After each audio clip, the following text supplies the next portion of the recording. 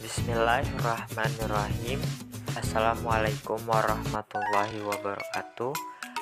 Kami mahasiswa dari Universitas Islam Negeri Raden Intan Lampung. Video ini dibuat untuk menyelesaikan salah satu tugas dari mata kuliah Fenomenologi Agama dengan dosen pengampu Dr. Frisman Bedi SAGMM MSI. Kami dari kelompok 2. Langsung saja, inilah video dari presentasi kami.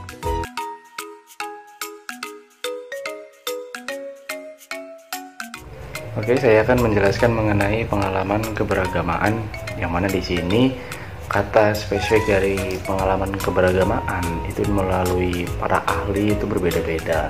Seperti di sini ada William James, Brian Morris, dan Henry Fromm.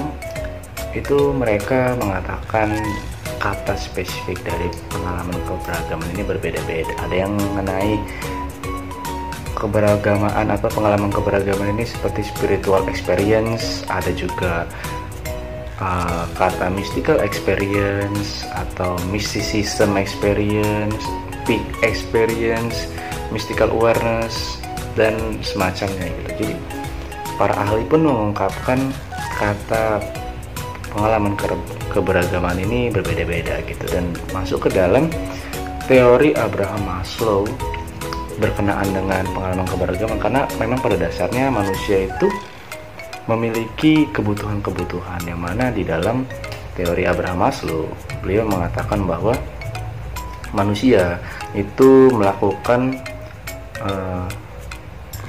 ritualitas itu kaitannya dengan spiritualitas. Jadi ritualitas dan spiritualitas itu masuk ke dalam satu hubungan yang mana dalam upaya untuk mempertahankan eksistensi dari manusia itu sendiri gitu.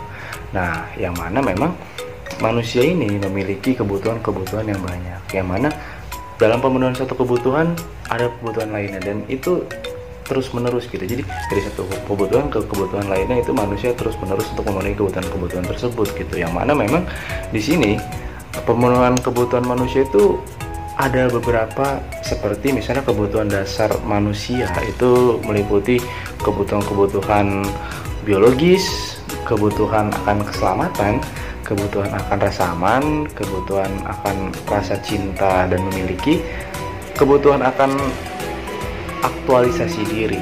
Nah, itu beberapa kebutuhan yang menurut Abraham Maslow gitu. Yang mana Abraham Maslow itu di dalam hal tersebut juga menaruh catatan bahwa pemenuhan kebutuhan dasar itu tidaklah semata bersifat material, tapi selebihnya merupakan bersifat spiritual. Jadi memang pada hakikatnya pemenuhan kebutuhan manusia itu bukan hanya material aja, tetapi spiritual. Yang mana memang kebutuhan-kebutuhan spiritual ini perlu untuk dipenuhi dari setiap manusia. Nah, di sini definisi dari pengalaman spiritual yaitu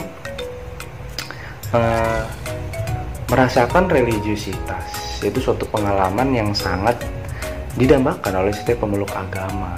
Yang mana memang di sini itu terjadi lantaran pengalaman keagamaan dan kaitannya erat dengan pemenuhan kebutuhan dari puncak kehidupan manusia, yang mana memang pemenuhan dari puncak kehidupan manusia ini yaitu merasakan kebutuhan-kebutuhan keimanan gitu, yang mana itu adalah kebutuhan kodrati, yaitu setelah seluruh pemenuhan kebutuhan fisik itu telah terpenuhi, maka kebutuhan-kebutuhan kodrati itu yaitu mengenai keimanan dia, transendensi dia terhadap Tuhan gitu. Jadi bagaimana pengalaman seseorang di dalam mencari keimanannya yang memang mempererat rasa transendensi dia terhadap Tuhan.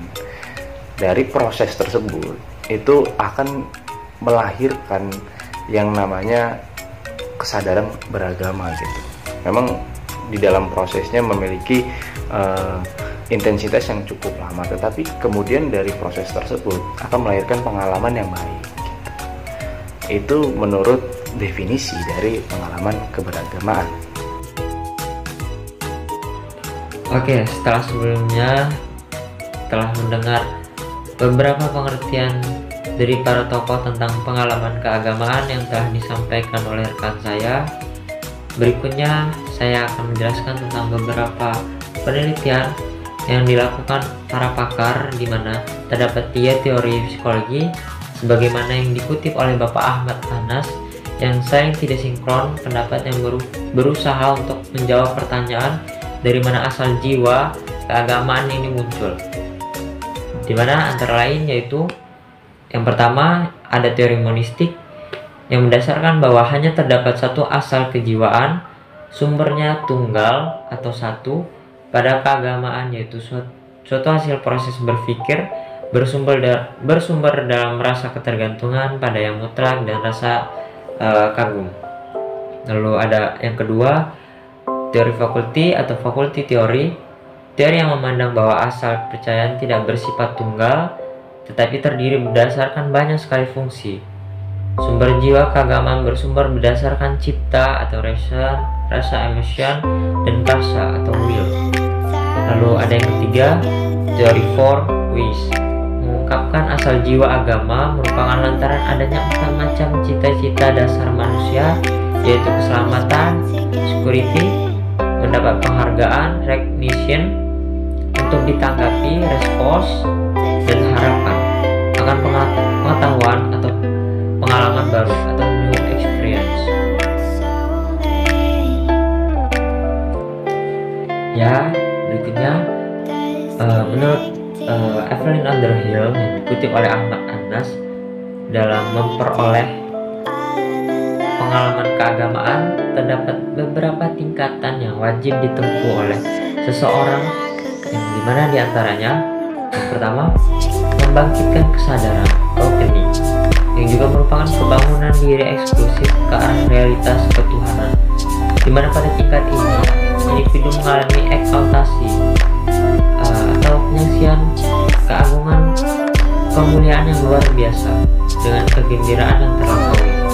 Lalu ada pertobatan diri atau penghancuran dosa diri, purgation, suatu tingkatan kesediaan dan usaha yang muncul sehabis merasakan keindahan Tuhan, yaitu sebagai akibat dia berusaha membenahi diri, self-discipline, pada bentuk meditasi dan mematikan hawa nafsu. Yang ketiga, pencerahan diri, illumination, tingkat kegembiraan yang sebenarnya menuju satu eksaltasi terlepas menurut kehidupan alam fana dan timbul pencerahan pada kehadiran Tuhan. Yang keempat, ada pembersihan diri, purification, dari malam gelap jiwa. Sebagai akibatnya menciptakan perumpamaan pribadi, mulai terdapat pencerahan antara kehadiran Tuhan menggunakan penyatuan dirinya dengan Tuhan untuk memperoleh penyatuan paripurna ini. Seseorang wajib mematikan untuk menghilangkan naluri manusiawi supaya tercapai bahagia dan dia menjadi fasik. Lalu yang kelima, puncaknya merupakan keadaan menyatu atau persatuan dan kehidupan yang absolut, menunggal dengan Tuhan, sehingga jiwanya sudah memasuki alam yang tidak terbatas dan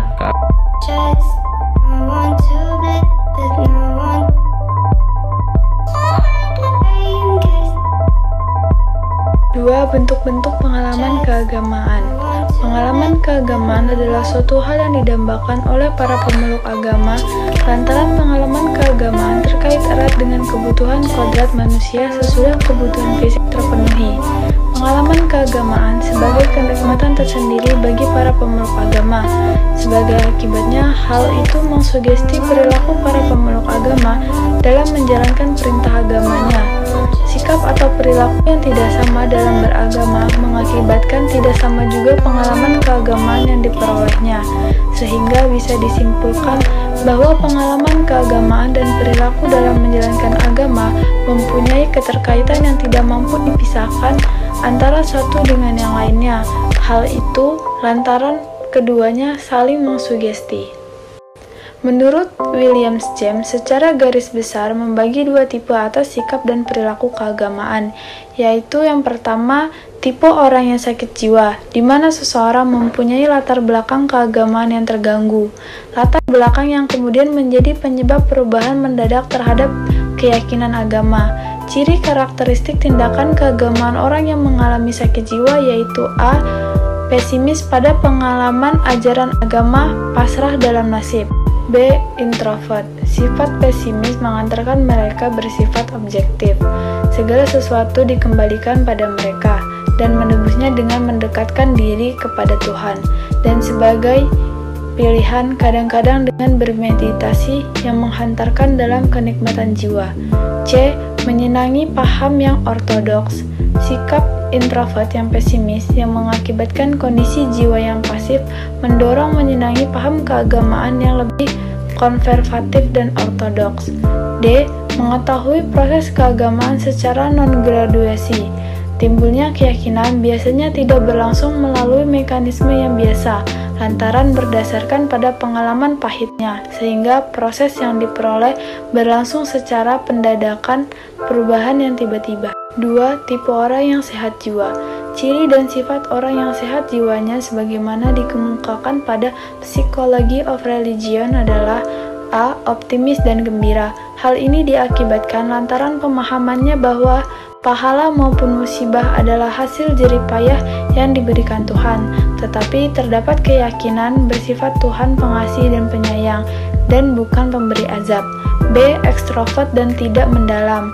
Sebagai dampak berdasarkan sifat optimismenya, mereka menjadi lebih gampang melupakan kesan-kesan buruk.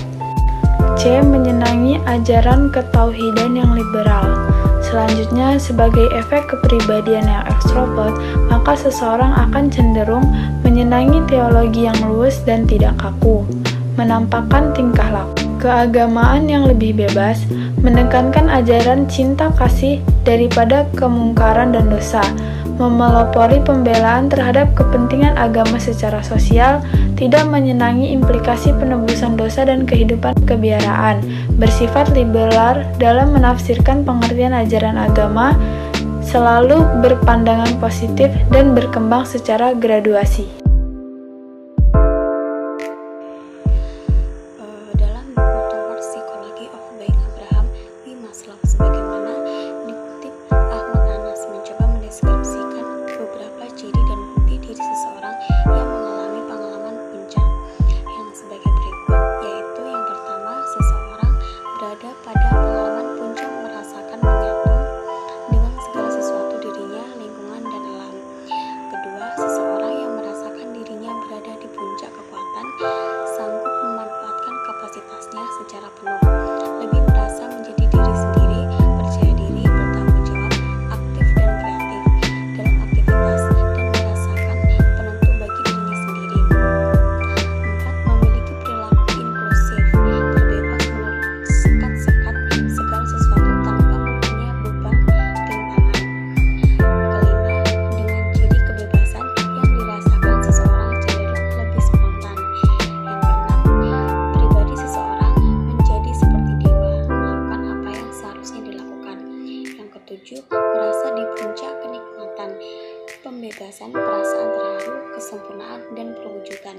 8. Setelah terselesaikan merasakan pengalaman puncak, seseorang merasakan kelegaan yang luar biasa.